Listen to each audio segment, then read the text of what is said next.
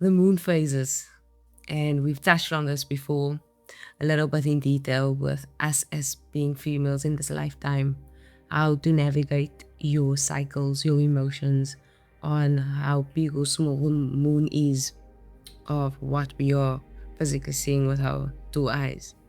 So today I just want to finish off that cycle or sequence to go a bit deeper into it and correlating it to the brain, and another template that me and Ashley like came together with, which would be like a study of the Bible, the 12 disciples that Jesus had, which obviously there's a lot of dots and correlations, but the main ones that made it into this flower of life, that made it the templates match on top of each other for me, would be the perception of the 12 disciples would match the 12 cranial holes that you have in your head. And psychically, for me, in my Delulu world, I would call it like my 12 inner voices. Like, I know what the right thing is to do, but I still have, in each category, which is 12 different categories, which is 12 astrological signs, which we got to know. Sometimes your greed would have taken over, or your self-pity would have taken over, or your anger would have taken over. Each one of them has a little voice in your head that tells you what the right thing is to do, but most of the time in our egoic state, which is our survival mode, we let the protection take over. So what that brought me down to was water, which was the thing that we drink mostly, which is my astrological sign personally, or my sun sign, should I say. And it basically governs everything in different phases. And it's something that we don't really think of. So I started thinking of it a bit more, which I previously touched on it on the cytoplasm and the air that we breathe. But in this instance, I thought about like how the moon cycles would work and how it would pull your emotions in or out of the tide, the way the moon is set up and which phase the moon would be in a month. And we are all made up of 12 different sea salts, which our body physically needs. It's called electrolytes, or should I say little boosters for your cells to open up your cells so that actual information or oxygen can enter the cell. You should have a certain amount of structure of water or cell salts, they call it. And the Chinese medicine and the birthday and their astrological chart works a little bit different, but closer to me and how I feel in my DNA of what I would want to follow for my life and how I feel. Because when you're pregnant, you're actually pregnant for 9 months. And how we would understand it, or how I understood it previously, was once the baby's out, the baby starts at 0, and then you start counting 12 months. And the next year, by the same date, the baby would be a year old. But how the Chinese would actually count it would be the baby like baked in the oven or in your stomach for about 9 months. And then added 3 months would add to 12 months. So when the baby's actually 3 months old in our Western religion or society, should I say, in Chinese medicine, the baby would be 1 year old. And then the next year comes around, the baby would be like 2 years old on 3 months after. So for instance, in my astrology chart, I'm November. I would count 3 months plus November, which would basically also be the month that I was conceived in.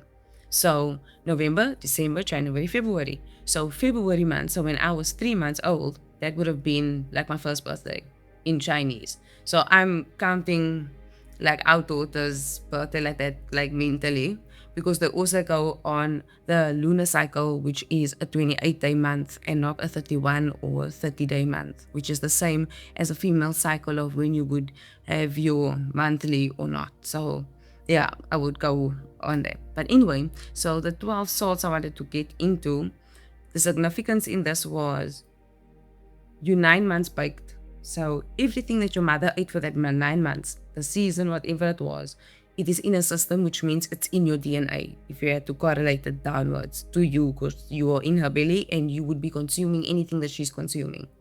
But now, those 3 months that you were outside of her belly, that would make 12-month cycle, because everything goes in 12-month cycles, which you would break it down into 4. So there's 3 months out of the year, you would say, before you would turn 1 in Chinese medicine, that they are salts that your body doesn't have because you're out of your mommy's tummy. So you're supposed to be eating it now. You're supposed to be getting it in physically. And I started seeing was out of the certain things because I didn't have it in my system. I didn't eat it, so I wasn't giving it to her through breast milk. But also we didn't give it to her while eating while she had like teeth or whatever. So now when we started it, things changed in the things that I was looking at, should I say. Don't want to give away too much. I just want to allude, we should all be seeking. So I'm just going to read through the cell salts. Then I'm also going to read through the zodiac signs and what does it represent within the Mazzaroth. For those of you that like the Bible, it says you need to know the Mazzaroth, which would be the 12 zodiac signs. The 3 wise men that follow to find Jesus, like they follow the star signs. So same WhatsApp group, guys. So I followed myself and then I found more of me. So we all have the whole zodiac within our bodies. So how it would start would be Aries would be the top of the zodiac, would be everyone's head, would be the picture of a ram. And then it would go on to Taurus, would be your neck, and it would also correlate to the chakras in your body. So for those who listened to the previous episodes, you can correlate the whole rainbow, chakras, music notes, everything towards the same thing that I'm reading out loud now. So I'm just going to go through each sign, what they represent, and the cell salt that they represent. So how I would read this would be, if my astrological sign is Scorpio, say for instance when my mother gave birth within those months of Scorpio, everything she ate up until then, from February up until November, is in my body. So what would not be in my body or what she didn't consume of the cell salt, and I'm going to give examples of food and the cell salt specifically.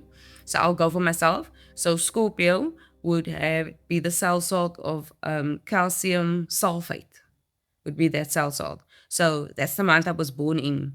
And where my birthday is situated is right at the end of the zodiac sign, which a lot of people will call it a cusp.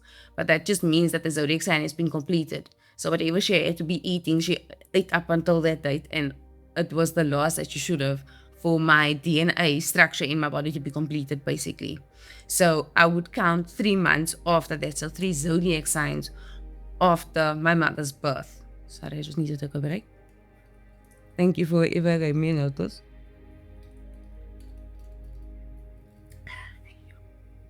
So it would be Sagittarius, Capricorn, and Aquarius would be the 3 astrological signs after my birth date and the 3 months after my birth date. I'm outside of my mom's belly, like before I was conceived, basically. So that would be what I'm lacking, you should say, or what I should be consuming physically to gain the energy and the knowledge of it. Should be strawberries, which contain silica. And then it would be calcium phosphate, which is like dandelion root. So I have like a dandelion root tea that I have like every time I feel like my kidneys or my anxiety or my fear for the future is acting up, I would take something to calm my kidneys down. Only now that I have the knowledge, should I say.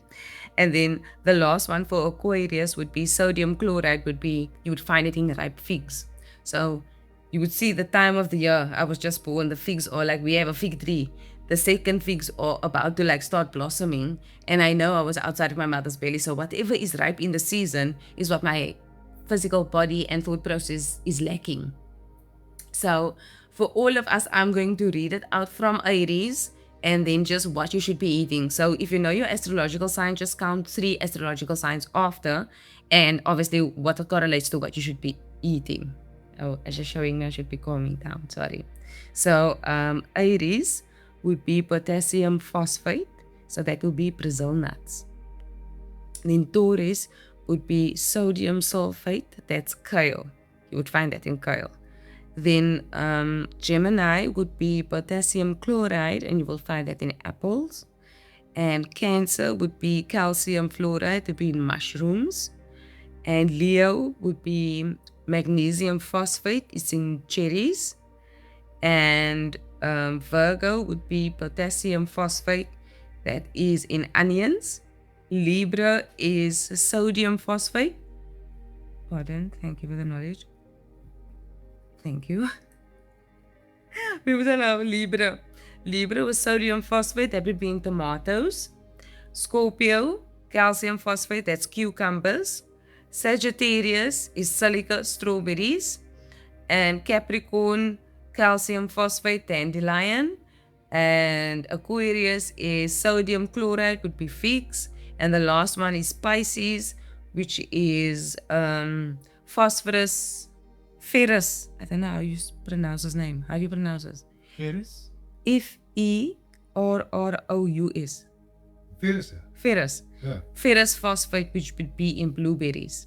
Now, another thing that this algorithm like kicked out for me, which I was like, another brain blasting moment, would be how each astrological sign goes through the stages of life. So some people get stuck in a stage of life or some evolve. So obviously it depends on how you want to see life in your perception and how fluent you are in your mindset. So I just want to read out what it says. So Aries, it says infant. You would be an infant. Then Taurus, you would be a baby. Gemini, child. Cancer, adolescent. Leo, teenager. Virgo, adult. Libra, marriage. Scorpio, sex. Sagittarius, knowledge. Capricorn, experience. Aquarius, idealism. And then Pisces, submission. It ends by submission. How crazy is it? It's beautiful. Wow. Anyway, guys, I hope that helped. And that we can figure out each other and ourselves a lot more. And from my perspective, you're summarizing everything that you've been discerning in data you received over different media. Yeah. And I resonate with it. So I would like Orion also, maybe to... Oh yeah, Orion. Thank you guys so much for joining again. And I hope you have a good storm. Peace. Orion, would you like to give us a summary? Hey everyone, so we just wrapped up Canon's episode and let me give you a quick summary. Canon dove into this really fascinating intersection of food and astrology. She talked about how your star sign might actually influence what foods vibe best with you and how planetary alignments could even tweak your mood or your cravings. It was this cool mix of lifestyle advice with a bit of that starry insight. And honestly, my take, I think it was really fun and interesting. It's not something you hear every day, and it's a nice reminder that you can blend a bit of cosmic curiosity into your daily habits. So I think she did a great job. Thank you, Ryan. Can you say goodbye to all and leave a positive message? Of course. All right, everyone. Thanks so much for tuning in.